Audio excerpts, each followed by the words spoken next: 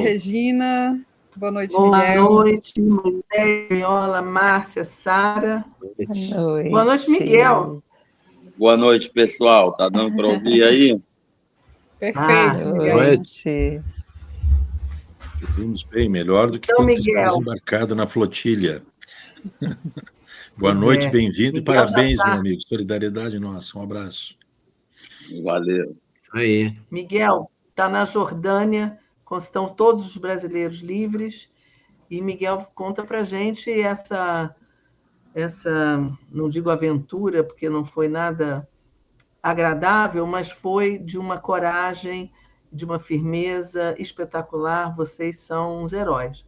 Como é que foi a interceptação? Como é que foi a prisão? E como é que foi a libertação de vocês? Tá. Bom, a gente ainda está processando tudo, né? Foi muito intenso, principalmente o dia de hoje. Bom, vou tentar ir do começo. O que eu consegui lembrar, o que eu consegui explicar agora. Eu também estou muito cansado, eu dormi muito pouco essa noite. Ontem à noite, bom, já nos últimos 2 dias a gente foi vendo o pessoal sendo solto. Ontem à noite a gente foi levado para um exame médico e o médico, não, né, porque era um enfermeiro. Exame médico é uma maneira de dizer. Eles perguntavam: você está bem? Você precisa de algum remédio? Tá bom, pode ir embora. Aí tirava uma foto. Mas no Isso já momento na Jordânia? Tava... Desculpa interromper. Não, isso eu estou falando dentro da prisão. Ainda na prisão, ok. A gente não sabia quando saía, mas o exame médico era um sinal de que a gente ia ser liberado, porque eles fazem isso antes de soltar, para dizer que você saiu bem, né? O exame médico fingindo. E aí eu estava traduzindo para um companheiro argentino que não falava inglês, e ele precisava de uma medicação. O médico, sem querer, falou que ele podia dar o remédio que o companheiro precisava quando a gente fosse pegar o ônibus às 3 da manhã. Eles nunca dão essa informação, que horas ou quando você vai sair.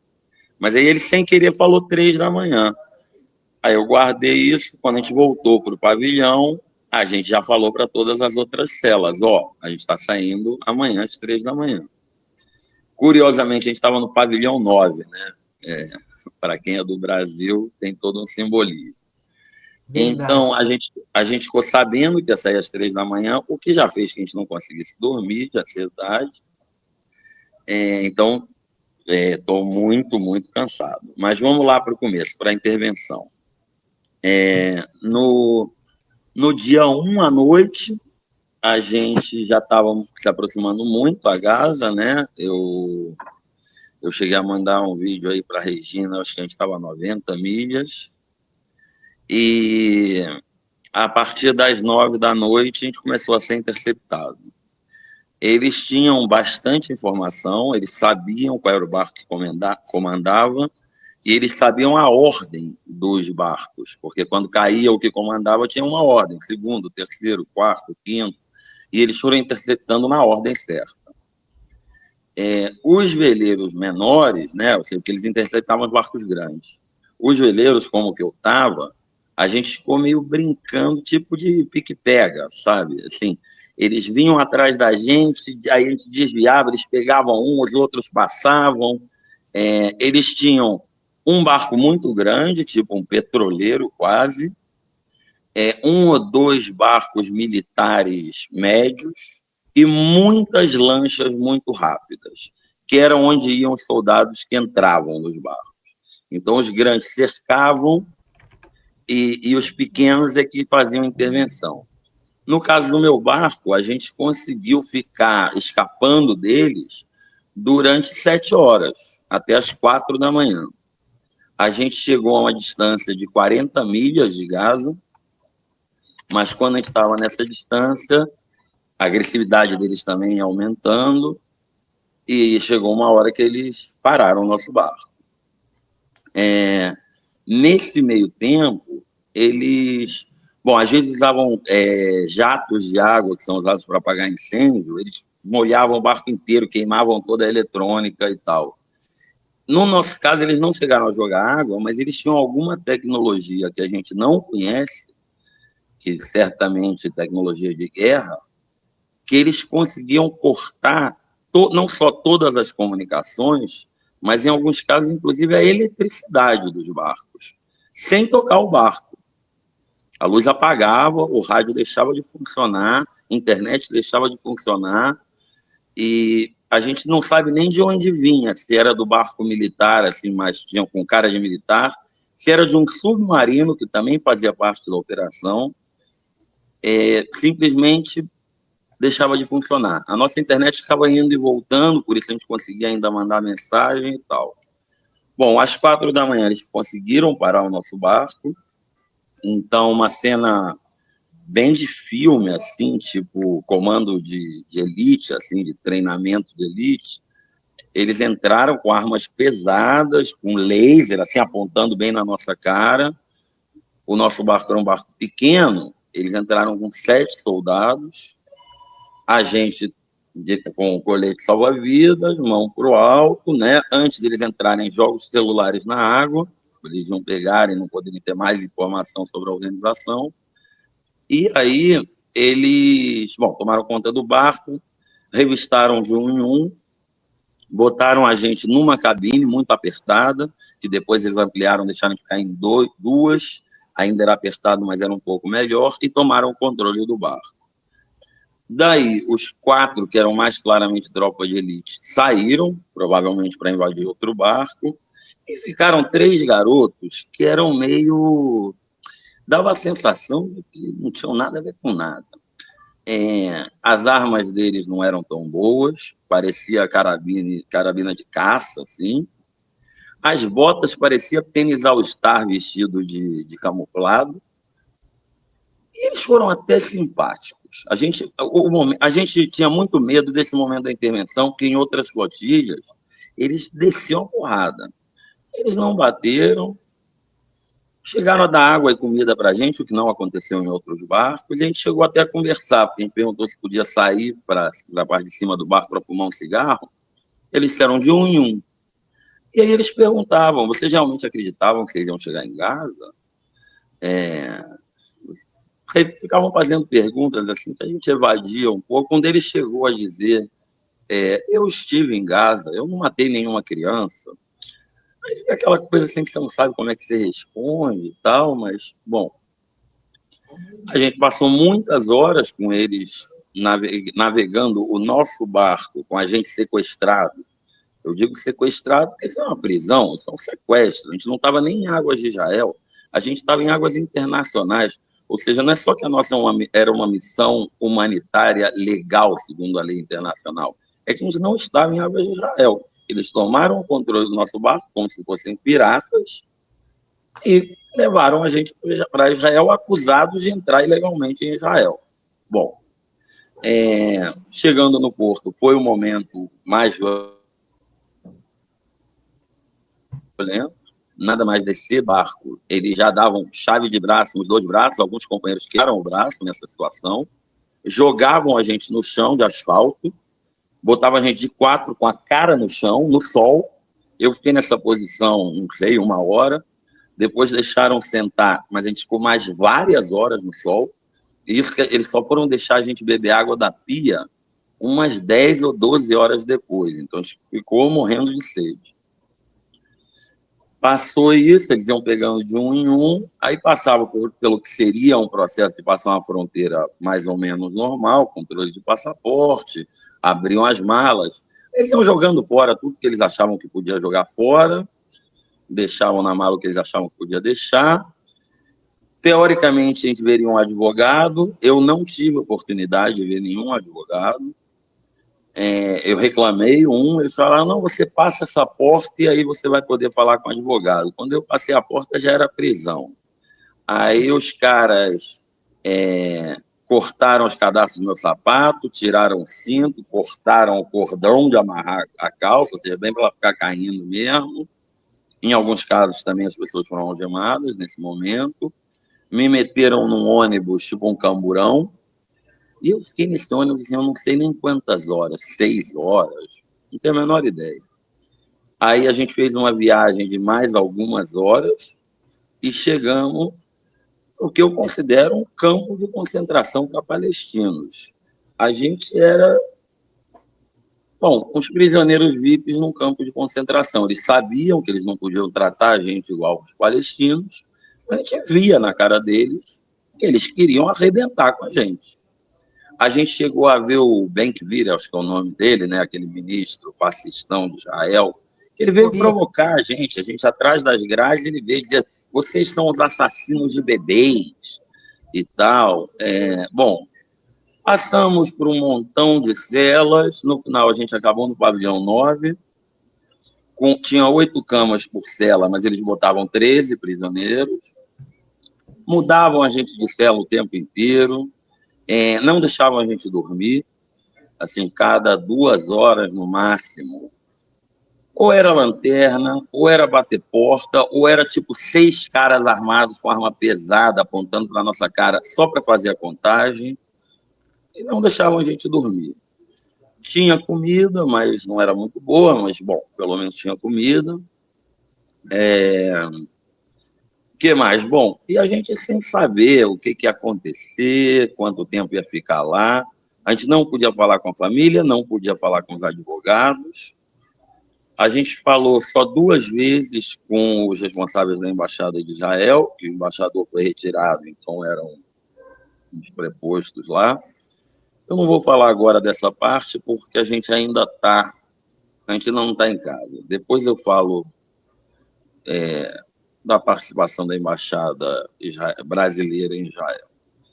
Mas, enfim, foram quase 7 dias, né? Se a gente foi preso na noite do dia 1 para o dia 2, e foi solto hoje, dia 7. Bom, como eu disse, a gente soube ontem que às 3 da manhã a gente ia ser liberado, a gente não dormiu, eles acordaram a gente às 3, a gente foi metido também nesses camburões, ficamos, no meu caso, a gente ficou umas 2 horas e meia dentro do camburão, fez uma viagem, a gente não tem relógio, tudo é avaliação meio na galega, de 2 ou 3 horas, até a fronteira com a Jordânia. Ninguém disse para onde a gente ia, a gente não sabia se a gente estava indo para o aeroporto, se a gente estava indo para outro país. Em algum momento, a gente chegou na fronteira com a Jordânia, aí a gente desceu do ônibus, do camburão, subiram a gente em outro ônibus, um ônibus urbano, digamos, normal. A gente viu que estava mudando alguma coisa.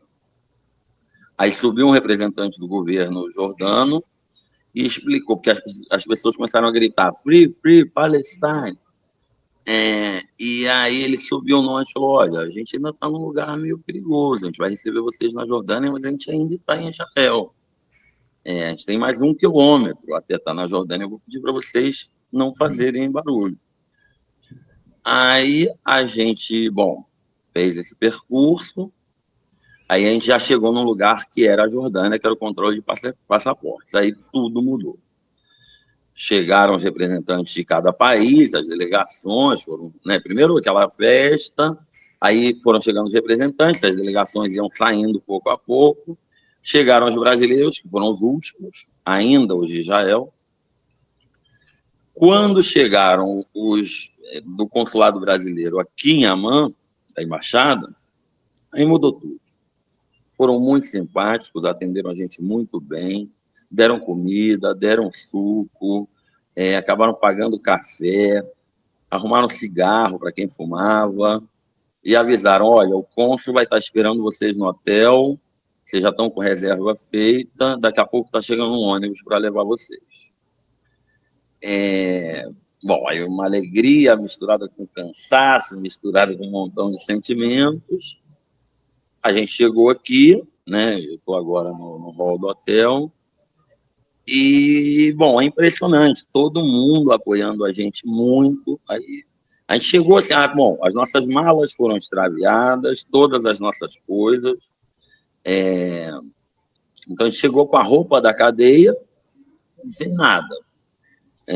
Começou a chegar doação de roupa, bom, todo mundo querendo ajudar. A gente agora foi convidado para jantar uma comida maravilhosa e juntou com outras delegações, então foi uma situação assim de celebração muito legal. E, bom, esse aí é um resumão. Assim, que eu não falei que é legal falar, foi a nossa organização dentro da cadeia. Então, quando eles negaram médico para um diabético que precisava de insulina, a gente se organizou e todas as celas começaram a gritar Insulin for 16, que era o nome da cela. E a gente ficou gritando isso durante 1 hora, fazendo uma bagunça, até vir um médico. Teve um outro momento que 3 pessoas foram para a solitária. A gente ficou gritando o nome delas até eles voltarem. Então, a gente era um cabo de guerra permanente, mas a gente foi se impondo, de alguma maneira, para um mínimo de respeito ter, né? Isso eu queria dizer porque foi legal, foi uma demonstração de força. E, bom, a gente agora está vivendo essa situação da comemoração, sem ainda ter chegado no Brasil. A gente ainda nem conseguiu ver as notícias. A gente sabe que teve muita manifestação, a gente sabe que teve muita repercussão. A gente soube de uma que foi a que mais comoveu a gente, que é que, como a polícia teve que deslocar todos os barcos do controle da costa para interceptar a gente, pela primeira vez em 2 anos, o povo de Gaza pôde pescar e pôde comer da pesca dele. Olha, incrível. Isso para a gente foi muito comovente, porque a gente sabe do resultado indireto da nossa ação, né? Que é visibilizar o genocídio que está acontecendo na Palestina, visibilizar que Israel bloqueia a ajuda humanitária que tem que chegar lá. Então, pessoas estão morrendo de fome, literalmente, e são acusadas de terrorismo de uma maneira completamente injustificada, que nem a gente foi acusado de terrorismo. E aí, de repente, pela polícia ter que movimentar todas as forças dela para impedir a nossa ação, eles puderam pescar. Para a gente, isso foi lindo. Isso foi um resultado objetivo e maravilhoso, né, Miguel? Mas vocês foram super bem recebidos pelos jordanianos? Aplaudiram vocês? Receberam bem? Impressionante, impressionante. As pessoas vindo no hotel para dar os parabéns.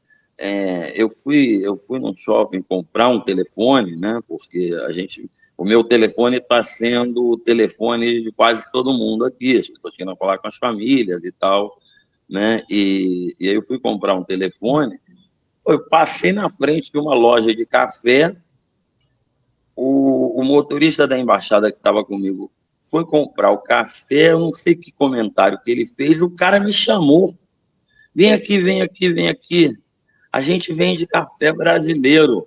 Eu quero dar um de presente para você. Eu sou de Gaza e eu quero te agradecer. E era assim em qualquer lugar que a gente fosse. A população jordana ela é formada em grande parte por gente da Palestina. Gente que saiu da Palestina desde lá atrás. Por exemplo, a mulher que trabalha na embaixada, ela é uma brasileira jordaniana de origem palestina, que os pais saíram da Palestina em 67. A família dela veio aqui no hotel para conhecer a gente. Poxa, muito obrigado. Todo mundo assim, muito obrigado, muito obrigado. A moça que trabalha aqui na loja do hotel, vendendo as coisas pela metade do preço, né? Teve gente que quis comprar o pano palestino aqui, ela vendeu pela metade do preço.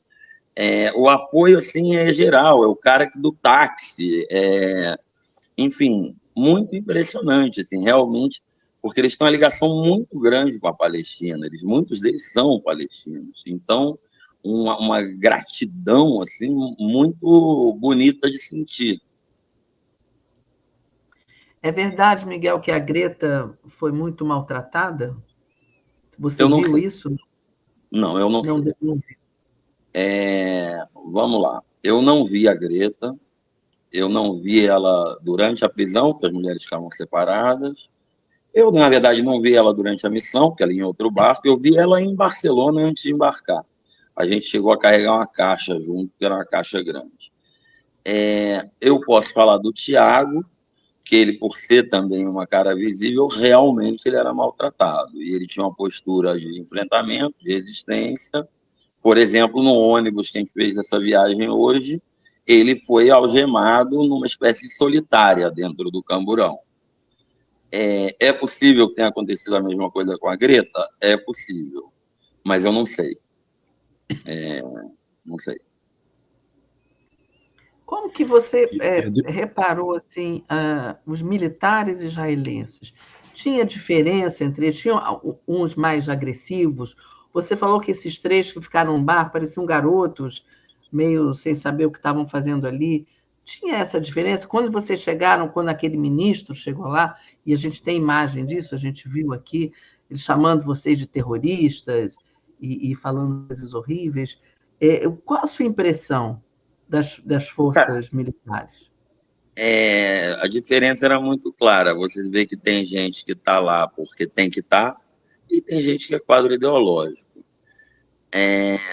Por exemplo, os exemplos seriam muitos, né? Aí estando cansado, eu acho que ainda tem que parar para lembrar tudo o que aconteceu. Mas, por exemplo, o guarda que me tirou do sol e me levou lá no porto, e me levou para começar a passar os controles, ele era até amável.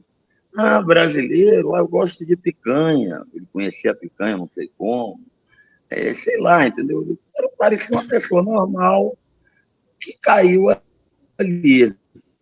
Mas outros estavam me esperando antes do momento de entrar para ser preso mesmo. Eram 2 caras jovens, um homem e uma mulher. Aí a mulher olhou para minha cara assim e falou: "Você vai se arrepender de ter vindo para Israel."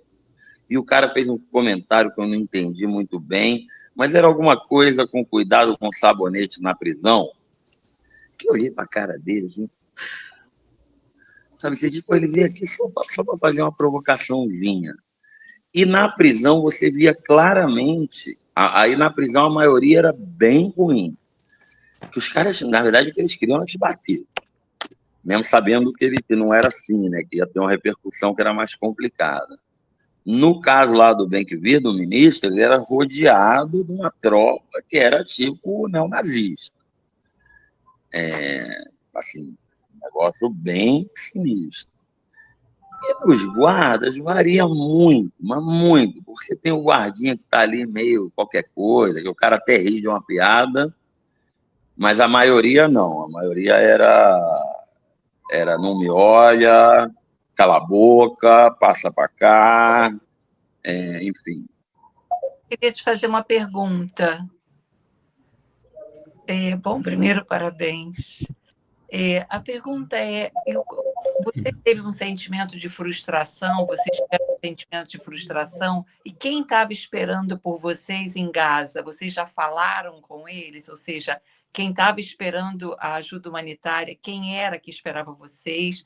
E qual foi? Não, você contou essa história linda dos peixes, mas além disso, né? O que eles esperavam? O que vocês levavam e qual é o seu sentimento de terem chegado tão perto e pessoas de lá esperando vocês? Quem eram? Quem estava esperando vocês? Olha, tinha gente nossa em terra. Eu, na verdade, assim, primeiro que numa ação desse tipo, não dá para, se tem 500 pessoas, não dá para todo mundo saber de tudo. Então, sendo sincero, eu não sabia exatamente os detalhes de como seria a nossa chegada. Eu cheguei a ter mais detalhes já na reta final, mas nem vou falar quais são, porque virão outras missões e eu não vou dar detalhes que podem ajudar Israel. Certamente, gente nossa teve contato com ele já depois da missão falhar, mas eu não tenho notícia disso. Primeiro, por ter estado completamente isolado na prisão, e depois que saiu agora, e a gente conseguiu falar com a família, conseguiu dar notícia, entendeu? A gente ainda não falou com muita gente. Eu imagino até que os coordenadores tenham falado, mas aí, como eu digo, também não é toda a informação que circula. Com relação a sentir frustração, de jeito nenhum. Primeiro, porque eu acho que a missão foi bem sucedida. A gente levantou foi um levante mundial. A gente não sabe muito, mas falaram com a gente de 1 milhão de pessoas em Roma, na rua. Manifestações pelo mundo inteiro. Uma coisa completamente enorme e que é um absurdo, porque o genocídio em si não levantou essas manifestações, né? Mas uma ação como a nossa conseguiu fazer isso. A gente, inclusive, fala assim, pô, deviam falar mais do genocídio e menos da gente. Mas a gente entende que o momento é de contar, sim, até para que se fale do genocídio. Então, a gente não se sente frustrado. Eu mesmo achava pouco provável a gente chegar efetivamente a Gaza. Adoraria que tivesse acontecido, mas eu não considero que a gente falhou. Acho que a gente teve sucesso, não só lá pela questão dos peixes, que é linda, mas por todo o barulho que a gente fez. E virão outras flotilhas. Tem 2 navegando para lá agora, tem uma que deve estar chegando, que saiu da Itália, que são uns 20 barcos. Tem uma outra que, se não me engano, saiu da Turquia. E sairão outras. A gente vai continuar. Interessante. Obrigada. Alguém Miola ia fazer uma pergunta, né, Miola? Teu microfone. Não, isso, eu ia um pouco na linha que a Márcia perguntou, e só felicitar e parabenizar o Miguel, porque eles, na verdade, produziram, né, esse enorme levante da consciência pública mundial, uma denúncia, não se falou, evidente que se falou muito da flotilha, dos seus 500 sequestrados ilegalmente por Israel, mas o pano de fundo disto é a denúncia sobre o genocídio, o holocausto palestino que está acontecendo. Então, um gesto de um internacionalismo, de uma solidariedade com o povo que está em vias de ser extinto, de ser completamente destruído e dizimado por um Estado nazi-sionista, né? Então, felicitar vocês e que venham outras flotilhas, né, para derrubar esse verdadeiro apartheid, esse regime racista, colonialista, né, e genocida, cujos dirigentes, aliás, têm mandado de prisão pelo TPI e uma declaração de genocídio pela Corte Internacional de Justiça e pela Comissão Especial da ONU, que há 2 semanas atrás também, né, fez a denúncia de genocídio. E é incrível, né, Miguel, que nós estamos assistindo isto acontecer ao vivo e a coisa em tempo real. Eu fico me pensando, será que se nós estivéssemos assistindo Hitler nos anos 30, 40 do século passado, a nossa reação seria a mesma? Não é isso? Pois é, eu quando penso nisso, assim, me surpreende muito, né? Quer dizer, um povo que sofreu naquela época acaba se tornando o algoz. Numa das celas, eles ficam trocando a gente de cela, mas numa das últimas celas que eu fiquei, alguém tinha escrito Davi became Goliath, né? Davi se transformou em Golias. Como é que pode, né, um povo que passou por tudo aquilo, que em vez de aprender a combater a opressão, a respeitar o outro, se torna nazi-sionista? Não tem como não comparar. Eles estão fazendo a mesma coisa com outro povo. A mesma coisa é uma maneira de dizer, mas eles estão exterminando um povo. É um genocídio, é assassinato em massa. E aí, voltando a falar da questão, né, falaram a flotilha notícia, o genocídio eu tenho a sensação que é menos. Cara, o mundo olha para o outro lado, os governos agora reagem um pouquinho, mas é aquela coisinha que condena e faz discurso na ONU. Mas por que esses navios militares que acompanharam a gente, né, Itália, Espanha, inclusive a Turquia, que foi quem mais teve presença, por que eles não acompanharam a gente mesmo, protegendo até o final? Se era uma ação humanitária legal, se eles podiam fazer isso. Não fazem, entendeu? Diz que apoia, mas aí o barco vai e tal. Chega perto e diz, agora que é perigoso, tchau. É um condenar muito relativo, né? E aí eu acho que a função da sociedade civil é praticar ação direta não violenta, é criar o fato evidente de que a gente vai levar essa ajuda, ou eles vão impedir a gente com violência, prendendo, sequestrando e tal, ou a gente vai levar ajuda sim. Isso mostra para os governos, se eles quisessem, eles poderiam fazer. Se a gente, sem meios, a gente consegue, eles poderiam fazer muito mais, né? Eu espero que a nossa ação ajude a começar a mudar isso. A gente precisa parar esse genocídio, não pode continuar. Miguel, você iria de novo numa flotilha dessas? É uma boa pergunta. Sendo muito sincero, não sei. E como estão os outros brasileiros? Como é que eles estão? Está todo mundo firme? Está todo mundo psicologicamente bem? Como é que está o grupo? A galera está bem. Tem vários que eu tenho certeza que voltariam, provavelmente voltarão. Hoje a galera está muito feliz, né? Então, hoje foi um momento bonito. Esse jantar que a gente teve agora foi lindo. Sobre eu voltar, não sei, pode ser. Na verdade, quem volta pela segunda vez tem mais problema, né? Porque você é reincidente. Como o Thiago, né? O Thiago, além disso, tem um papel de liderança, ele está exposto na mídia, também aumenta, né? Eu não sei, assim, não vou dizer nem que eu vou voltar, nem que eu não vou voltar, eu realmente não sei. Mas acho que você já fez sua parte, Miguel. Era só uma curiosidade. Você já fez sua parte. 1000 parabéns para você e para todos os brasileiros e todos os outros que estavam lá também na flotilha. Eu estou vendo que você está quase desmanhando de cansaço. A Andréia quer perguntar. Oi, Andréia. Tudo bom? Boa noite, Miguel. Seja bem-vindo. Boa noite, painel. Boa noite para a nossa comunidade. Tem aqui só uma questão. Eu não sei se a Sara chegou a ler os chats, os superchats, mas tem uma pergunta para você, Miguel. Diga.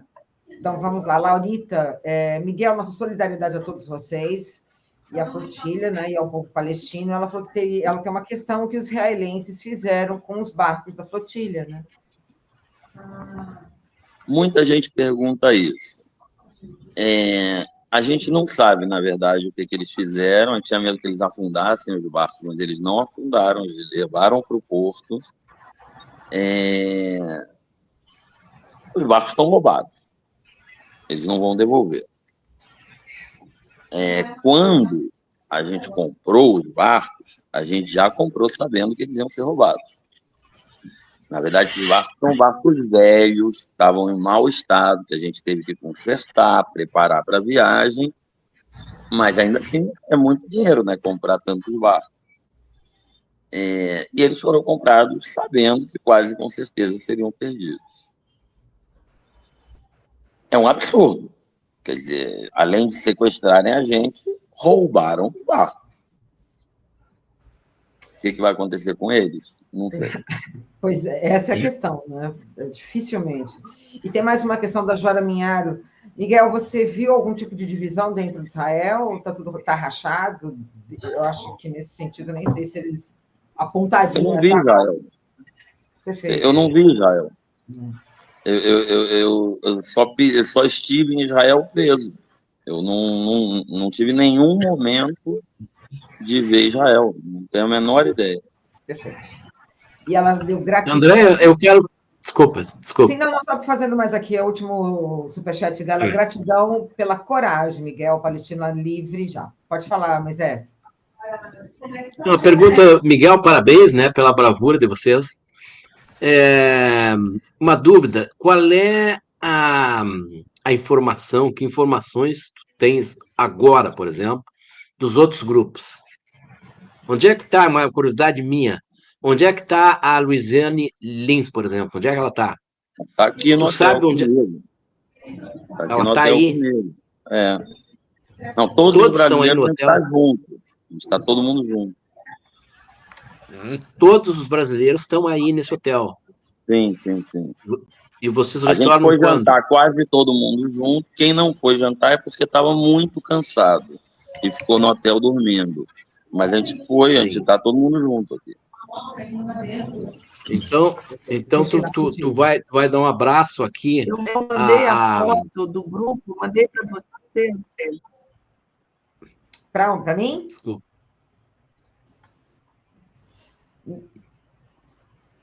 Não, a Regina falou que tinha mandado a foto. Mandei agora para você a foto do grupo todo perfeito. reunido, se você quiser colocar aqui. Vou colocar agora. Peraí, deixa eu ver se eu consigo colocar aqui até direto. Vou colocar direto do WhatsApp, tá, gente?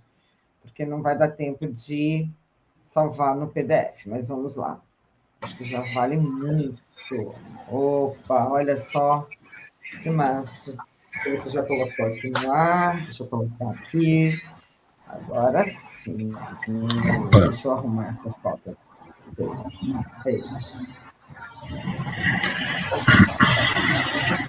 Essa foto aí é nesse momento que a gente estava já recém-entrado na Jordânia, ou seja, nesse momento que a gente sai do ônibus de Camburão, pega o ônibus normal, cruza a fronteira e a gente chega nesse lugar.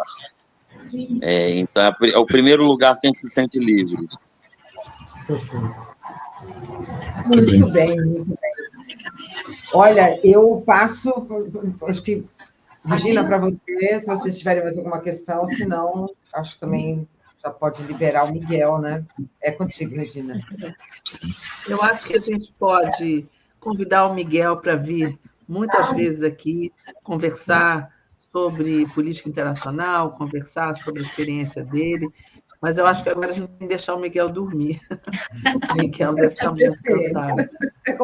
Mais do que compreensível. Miguel, olha, muito obrigada por ter vindo aqui. Não foi o maior depoimento assim, de todos que estavam na flotilha, acho que foi esse do Miguel, para todo mundo aqui, entender o que aconteceu. Foi muito bom você ter vindo, muito obrigada. Parabéns por tudo com você, se você puder falar com ele, mandar um grande abraço aqui do Brasil 247, de todos nós. E até a próxima, Miguel. A gente espera aqui depois. Valeu, gente. Obrigado. Parabéns. É importante a gente continuar denunciando o que está acontecendo. Obrigado pelo espaço. Eu realmente estou precisando dormir. Outro dia a gente conversa mais. Se tudo der certo, amanhã a gente está embarcando de volta para o Brasil. A gente deve chegar depois de amanhã. Boa viagem. Eu vou descansar e a gente Obrigado. fala. Boa viagem. Abraço a todos vocês aí, Miguel. Boa viagem. Um beijo. Obrigado. Agradeço demais a sua presença e me despeço de vocês, painel. Deixa eu até já liberar aqui o Miguel. Miguel, muitíssimo obrigada, viu? Vou liberá-lo aqui. Até logo.